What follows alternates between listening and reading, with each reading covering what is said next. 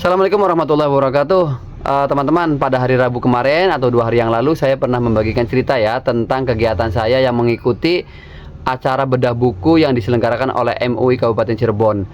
Kalau tidak salah judulnya seperti ini, aktualisasi rukun Islam dalam kesejahteraan dan pemberdayaan ekonomi umat. Kalau tidak salah seperti itu, kurang lebihnya seperti itulah.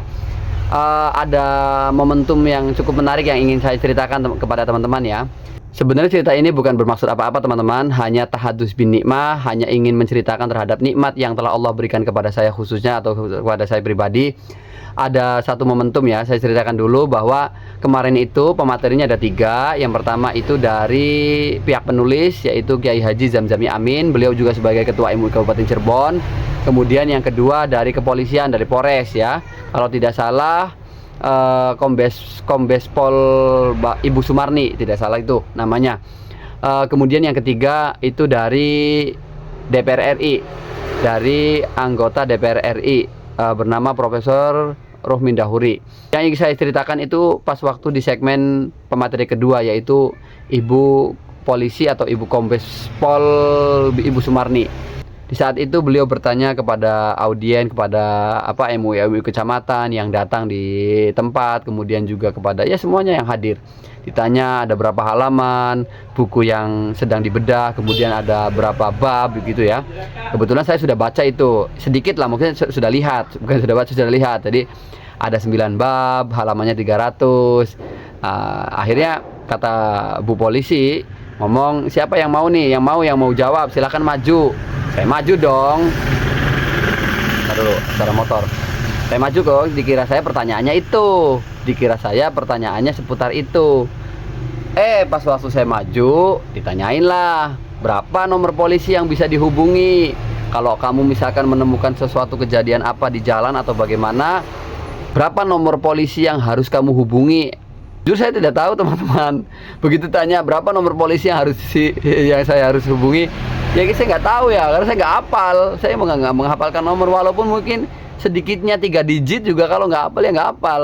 Tapi kebetulan saya pegang HP, jadi sembari saya ngomong tidak hafal juga saya ketik tuh, googling sedikit.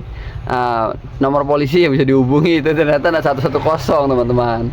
Ya itu ya manusia ya, sifat manusia kan, kita juga tidak dituntut untuk tahu semuanya teman-teman. Tapi paling tidak saya jadi akhirnya kan mencari tahu itu, dan tahu ya alhamdulillah tahu, walaupun cuma 3 digit ya, 110. Kemudian tiba-tiba Bu Kapolres bertanya kepada saya, coba jelaskan hubungan antara puasa dengan ekonomi umat tentunya ya, sebagaimana tadi dalam buku atau dalam judul buku. Sesuai judul buku ya teman-teman tentunya ya, karena judul bukunya juga aktualisasi rukun Islam terhadap kesejahteraan dan pemberdayaan ekonomi umat. Jadi ya wajar kalau beliau menanyakan misalnya apa hubungan puasa dengan ekonomi umat. Saya spontan ya menjawab, ya hubungannya apa?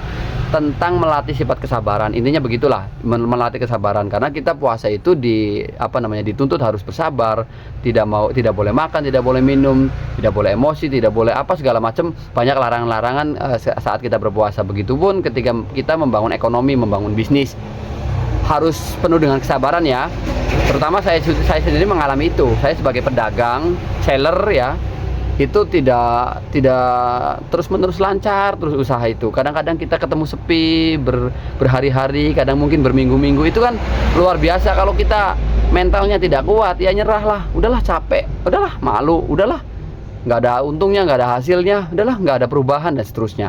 Pasti begitu. Tapi ya sabar, dilakoni, dijalani. Ya alhamdulillah, masa sulit itu pasti ada, dan ya alhamdulillah saya sudah bisa melalui itu gitu ya teman-teman ya. Ya sampai sekarang ya saya tetap masih jualan dan bisa untuk kebutuhan sehari-hari begitu. Nah terus dengan saya menjawab itu, sama Ibu Kapolres dikasih hadiah. Beliau panggil ajudannya, bawa map ya, di situ ada amplop, ada hadiah lah, ada. Berarti memang dari awal beliau sudah menyiapkan teman-teman, akan ada pertanyaan yang diberikan, nanti yang bisa jawab bakal dikasih hadiah. Dan ini saya masih ada nih amplopnya, belum saya buka ini, Masya Allah. Ini tidak berbicara pada nominal, tidak berbicara pada jumlah teman-teman ya, berapa besar, berapa banyaknya, saya tidak membicarakan tentang itu. Tapi yang saya bicarakan atau yang saya rasakan adalah kebahagiaan saya dapat amplop dari Kapolres. Saya buka ya teman-teman ya. Bismillahirrahmanirrahim. Ini masih utuh ya. Masih utuh ini, saya baru dibuka ini, tidak diapa-apain, belum diapa-apain selama ini. Berapa kira-kira? Ini saya tidak terlalu berharap banyak, tapi ya alhamdulillah 300.000. Tuh 300.000 Pak. Ini kosong nih. 300.000.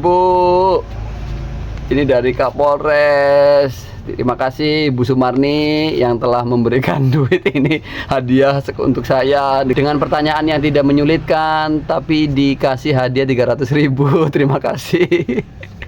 Ini bukan masalah nominalnya teman-teman. Sebetulnya bukan masalah nominalnya, tapi senangnya saja, senangnya. Jadi saya bercerita tahadus binikmah ya.